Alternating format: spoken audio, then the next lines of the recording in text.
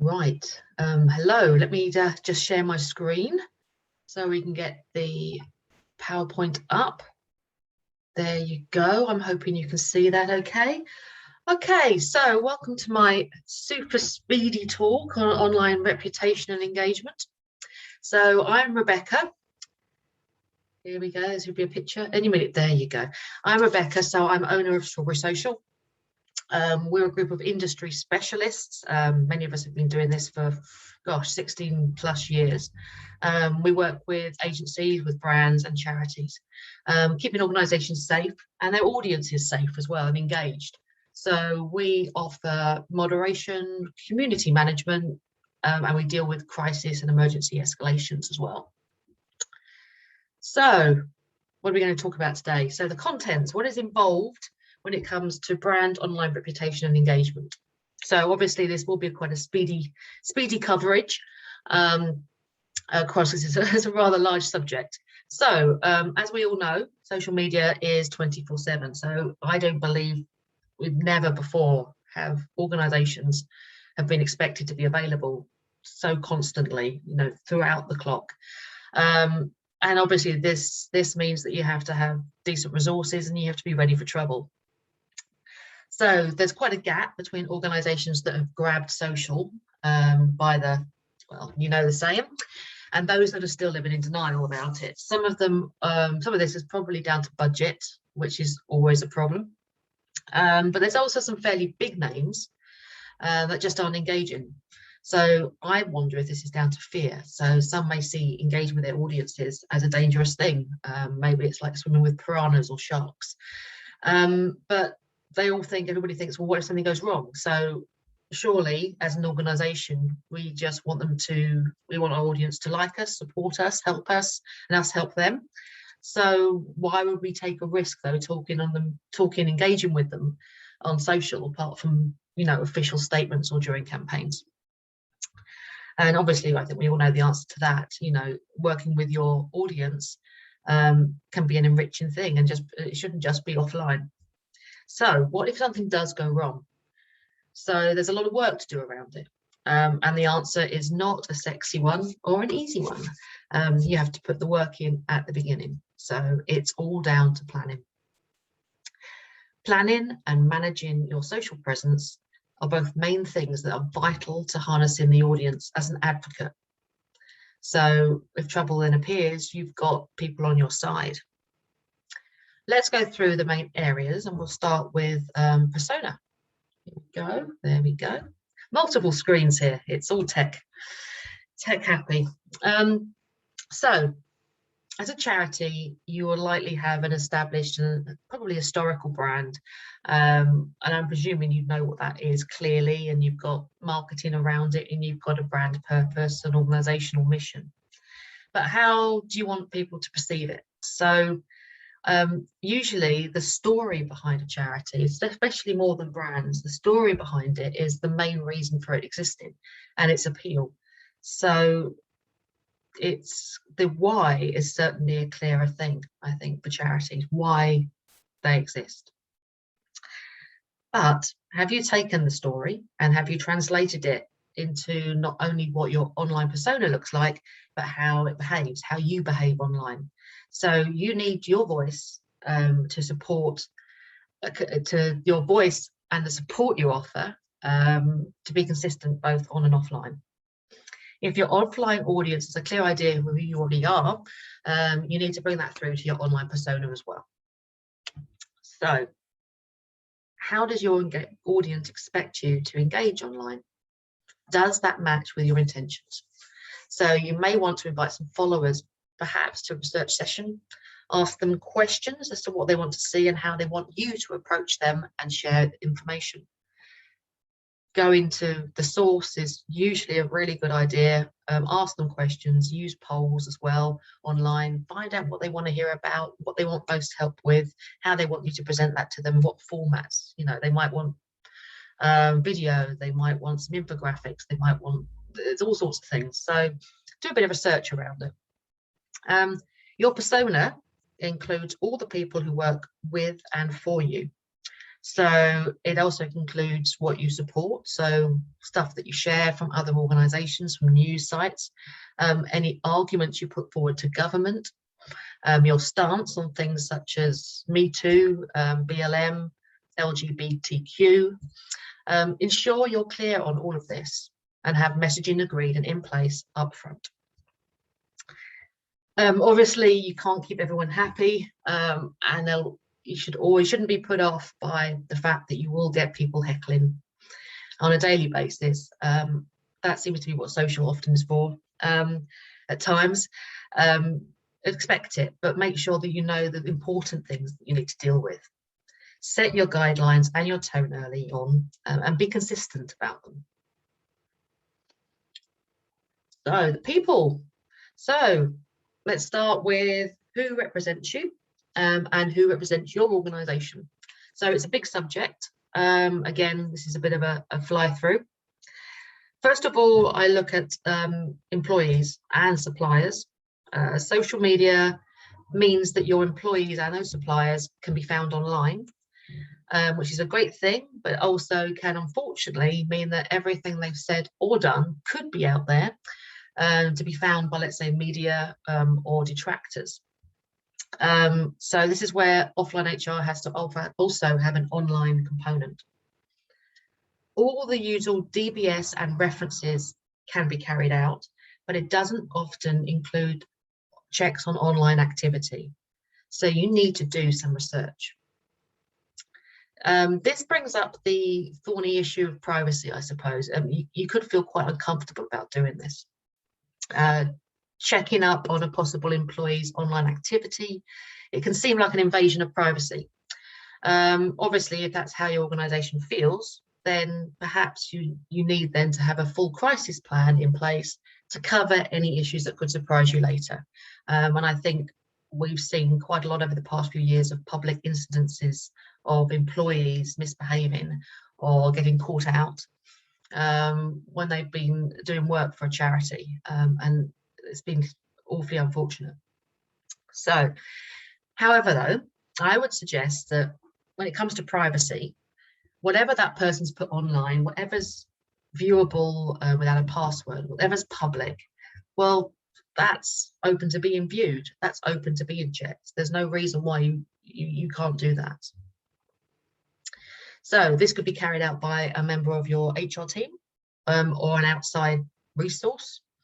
There's also tools available that can comb through social to bring up anything around keywords, perhaps, anything of note from that person's online history. Yeah, I can imagine you're all making a note to check your privacy settings now. Always best to keep on top of those, especially on Facebook, as they change them constantly.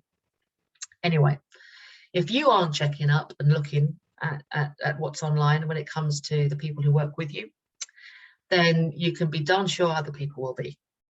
So as soon as a PR issue hits your organisation, the media will do some deep diving. So it's best you do it before they do. And one little note, thinking about suppliers, talking about suppliers, check into their online presence as well, because if they've been publicly associated with something, a brand, another company, a cause, something that could hurt your organisation, you need to know about it, because you will be guilty by association, unfortunately. Right, you also need a policy for your team, so what they can and can't say online in relation to the organisation. You might ask them that they have their personal profiles state that any of their views don't reflect on those of the organisation. You don't have to be authoritarian about it. You can be supportive and you can be friendly. You can suggest best practice online, help them with their privacy settings, offer social media health checks and advice. But just make clear it's for the best of the organisation and all those that benefit from its help. Log all the checks that you do. You need a paper trail, especially if the crap hits the fan at any point. You need to show that you've done your due diligence and you've taken what responsible and best effort actions that you can. So more on people. So the same goes for volunteers. This can obviously be trickier because you're not paying them, but they are you, again, by association. If they truly believe in your cause, then they will understand the need for further checks. Again, get a social media policy for them. You could actually include that with your supporter, your brand media kits that you send out. That might be something that you could do. Again, it needs to cover what they can and can't say online, how they should deal perhaps as well with any difficulties from the audience. If someone comes to them for help, you know, have you given them guidelines on what volunteers are allowed to do and what they're not allowed to do, or who they could send these questions through to. Again, you can offer best practice talks and advice and information, and again, remind them that it all helps support the organisation and the people that it's all about. I would hope that all volunteers, especially if they work with children or vulnerable people, have an enhanced DBS check. I would suggest you require these are produced every couple of years. Have regular best practice updates sent to all volunteers around online safety and DBS checks. Log all these checks, get the paper trail in place. So more about the people. So do you use influencers and celebrities? Well, I'd imagine many of you do. So these can often be overlooked. They need to be checked, especially before you bring them on board. So I would suggest your contract with them needs to have a DBS check, a clear outline of what they'll be doing for you, a declaration as to their online history, and you'll need to include social media guidelines. They need to know how they should respond to people online, especially if these people are underage or vulnerable. Don't just assume, it's easy to do, especially if they're all over social media. Don't assume they know how to do this part of it. They may be an influencer, but it doesn't mean they know the best practice around online safety. They're going to be doing a very delicate job for you, and you need to completely immerse them in the engagement best practice when they're talking about the organisation. Someone may seem really cool, and you think the younger people in your audience will really relate to them, but how do they behave? What do they do online? What posts or videos are out there about them? You really need to have a look before you actually get them out there. Also, flag up to them any issues that are sensitive for your organisation. So are there any clashes between those and the influencer's background or their beliefs? Give them a list of what to be aware of, what to avoid, and who to contact in your organisation if they're unsure how to deal with something that happens online. You might even want to include a section giving them best practice on their own privacy online, or give it to their agent or their PR company.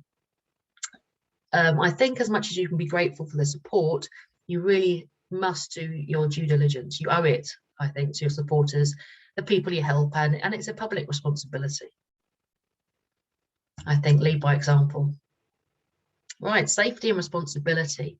So you would probably think, if let's say you've got a forum or a closed group, that it's easier to say you're more responsible for the people on it than those who frequent your social media platforms like Facebook or Twitter or Instagram. I would suggest that's a bit of a get out. I know Facebook, etc., should do more when it comes to safety and moderation. But in the end, if you have a presence on a channel, you will attract your supporters and the people who use your services, and they will consider that you control that channel. And you should behave as if you do. I believe that we all have a duty of responsibility to our audiences as brands, organisations, charities, especially if it's a vulnerable one. So all this info that we've been talking about, let's see. So I would suggest you use it all. Use all the stuff around the key audiences for your charities. those that suffer from an illness, those that support them, the fundraisers, the volunteers. Take that information, take the key things your audience want to see online, and put it out there. Also, what risks over and above the usual when it comes to social are they likely to face? Your audience, what risks could happen to them? What form might it take? How can you help them on that? I'd say an example would be mental health. So it seems to be key across many audiences, especially charity audiences. I think we all know that illnesses and disabilities place a huge strain on both sufferers and those around them. So your first escalation workflow approach could focus on this. Firstly, what type of posts might you see? So categorize them, build a workflow around them, gather those examples. And then we tend to use important, serious, and emergency to define different levels of approach. Your actions will be different for each. So make sure you have clearly defined what constitutes each level and have a checklist. Have information to hand that you can share with a user that's struggling. Helpline numbers, links, NHS information, hours availability. Make sure your team are aware of them as well, aware of the process and what to do and who to contact. Don't forget also to use general messaging to your community to reassure them, because they may have seen the user calling for help and they'll want to know it's been taken seriously. They could also be triggered themselves. So a general message around how to get help is a good option.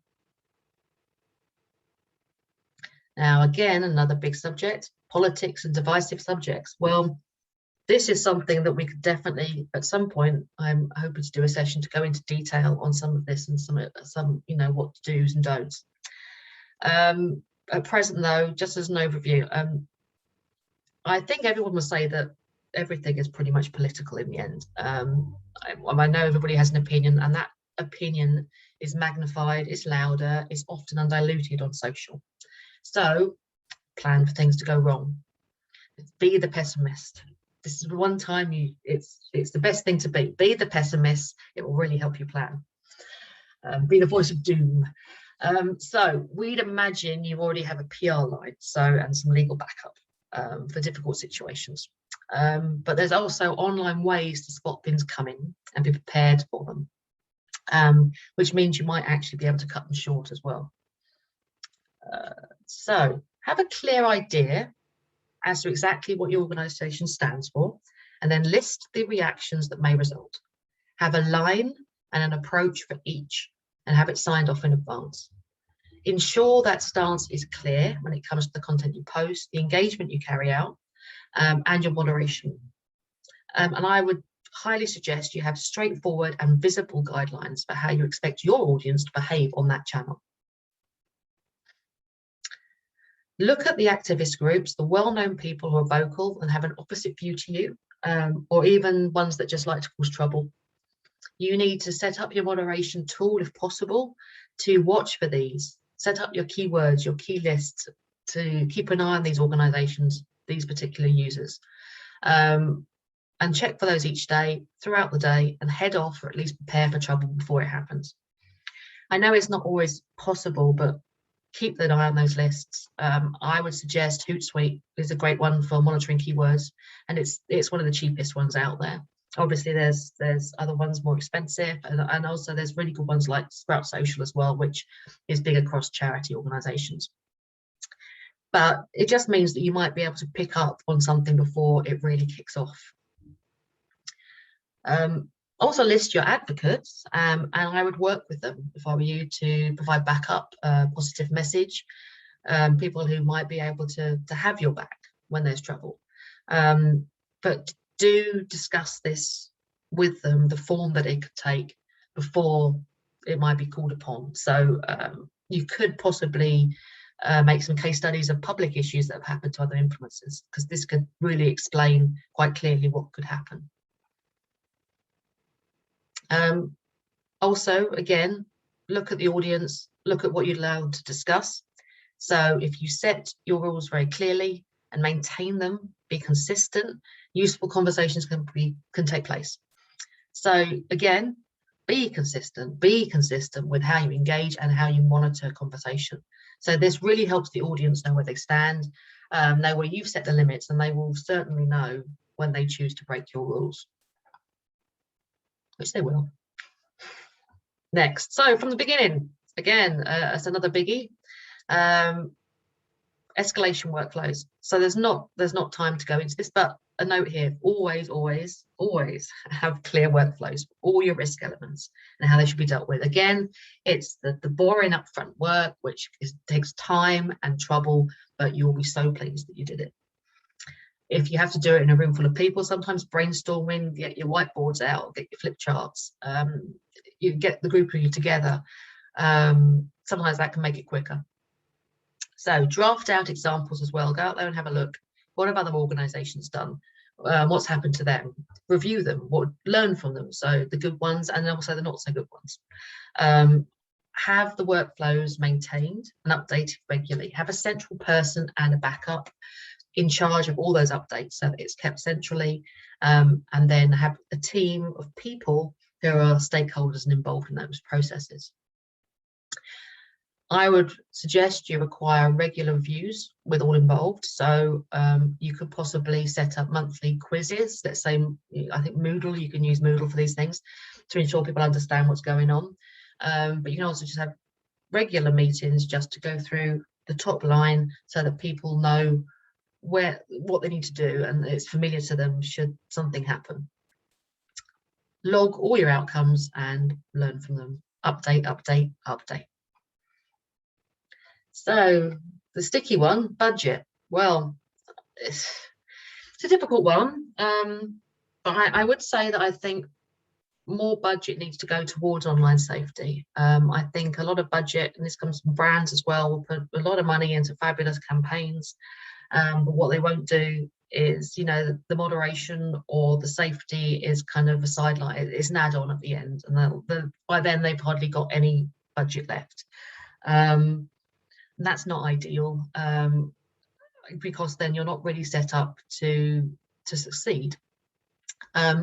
Also, you need to keep your engagement going throughout the year, not just during a campaign or a fundraising event, because then those people, you've got buy-in from that audience, and they're more likely to stick with you. So that really helps with budgets as well, instead of having to continually build and then build again and then build again. So your budget is going to be in there somewhere. I would say your biggest piece of advice: ensure you have an emergency bank of hours, of time, of costs built into your annual budget. So you plan for trouble and you plan for having to have time and resource to deal with it. Budget to have regular moderation coverage and a bank of emergency time. Have this as a line item in your budget. So it's much easier to have it pre-approved by the powers that be than it is to try and grab it or source it during an emergency.